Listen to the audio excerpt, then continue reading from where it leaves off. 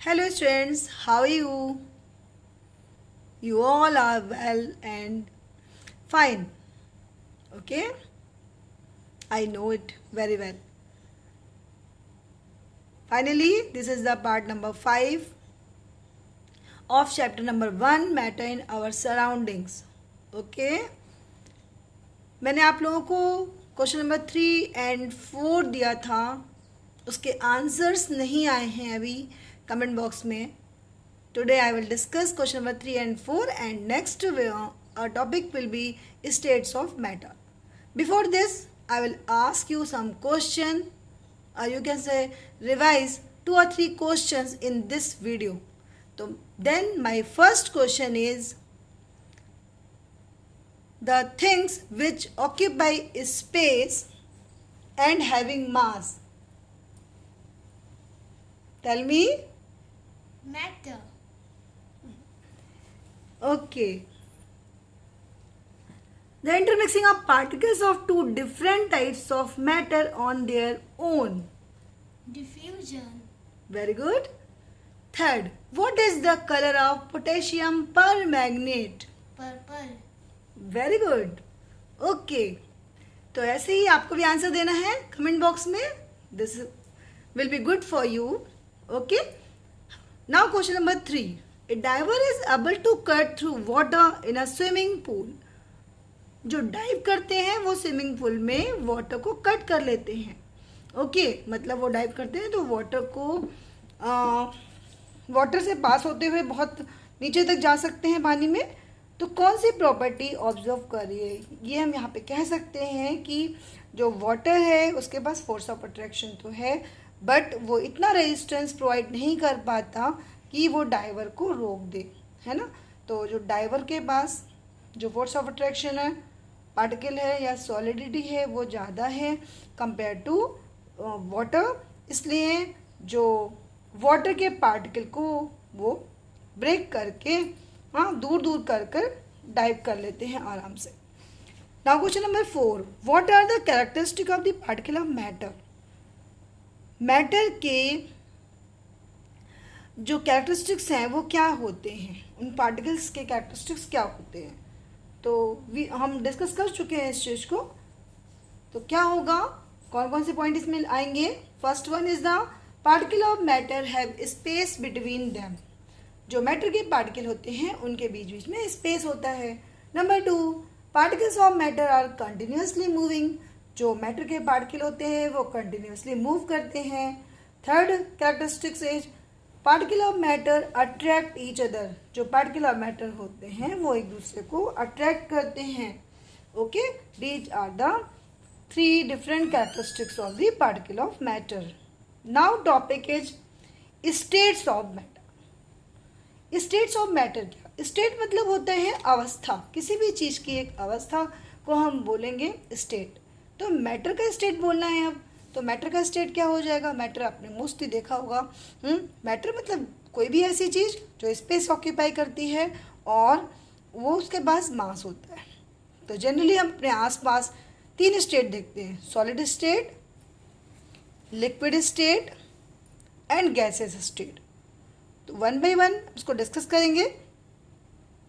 Okay, solid, liquid and gas को these are the state of the matter. Then activity number 1.9, what it is saying, collect the following articles: book, pen, needle and a piece of thread. Draw the shape of above things in your notebook by moving a pen around them. Do all these have a definite shape, size, distinct boundaries and a fixed volume. यहाँ पर इन्होंने बोला है activity number 1.9 में एक book लीजिए, एक pen लीजिए, निडल लीजिए और एक थ्रेड, धागा लीजिए. ठीक है, उनको रख कर उसके आसपास बाउंड्री ड्रॉ करिए.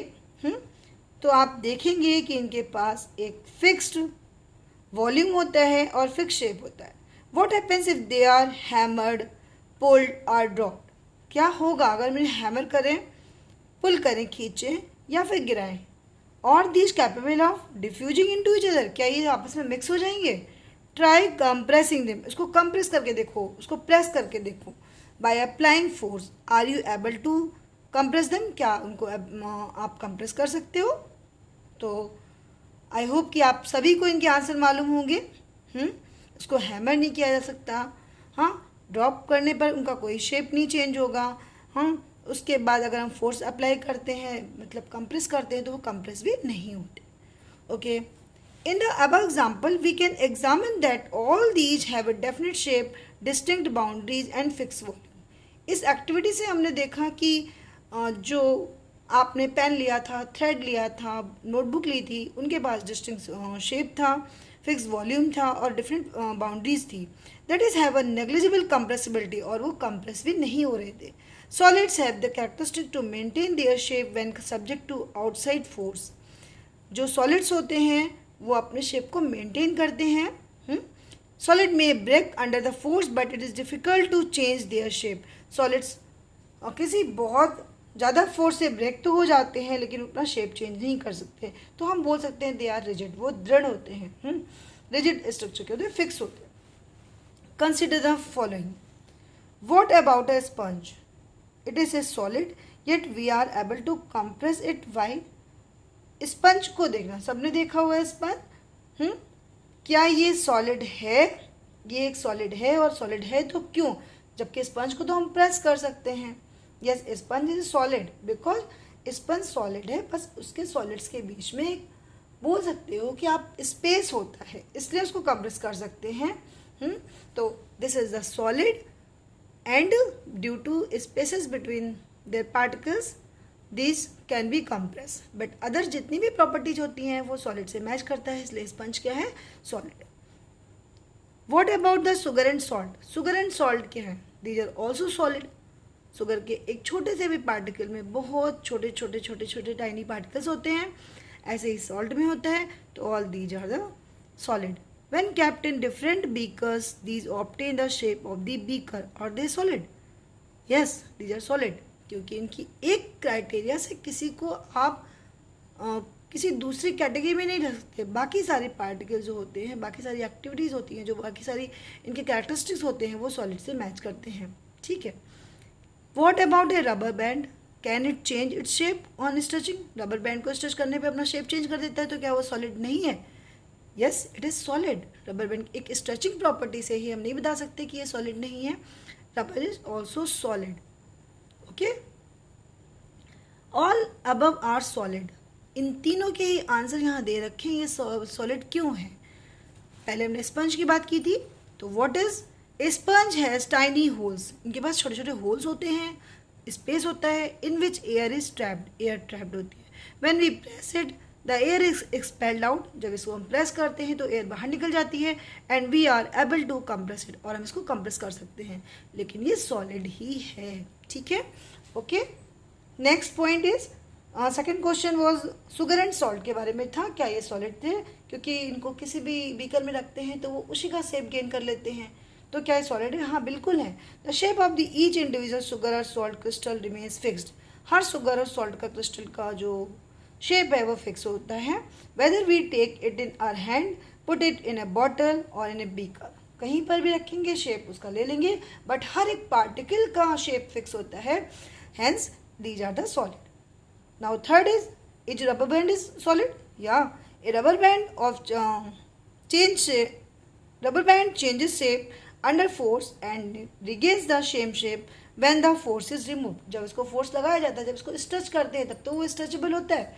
बट क्या होता है, जैसे ही फोर्स हटाया जाता है वो अपनी ओरिजिनल शेप पे आ जाते हैं.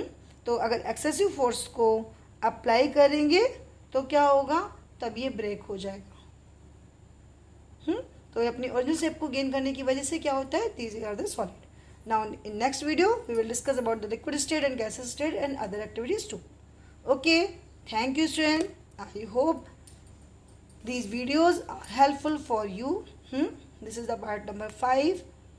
Okay, God bless you students.